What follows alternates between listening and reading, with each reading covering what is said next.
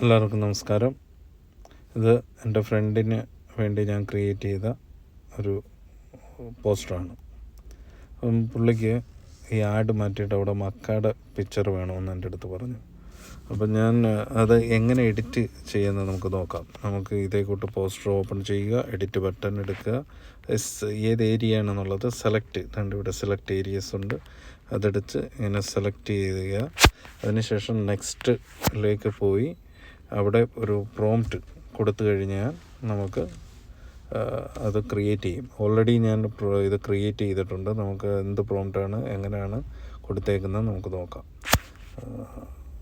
Already ഞാൻ കൊടുത്ത പ്രോംപ്റ്റാണ് ഈ സ്ക്രീനിൽ കാണുന്നത്.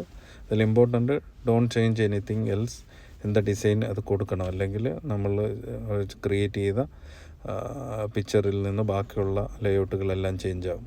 എന്നിട്ട് ഞാൻ കൊടുത്തിട്ടുണ്ട് ആ പ്രോംപ്റ്റിൽ ആഡ് മാറ്റിയിട്ട് അവിടെ നമുക്ക് മക്കാടെ പിക്ചർ വേണമെന്ന്. ആ പ്രോംപ്റ്റാണ് ഈ കണ്ടിരിക്കുന്നത്, മേളിൽ കാണുന്നത് സ്ക്രീനിൽ താഴെ ക്രിയേറ്റ് ചെയ്ത പിക്ചർ. അടുത്ത വീഡിയോയിൽ നമുക്ക് വീണ്ടും കാണാം. Thank you very much.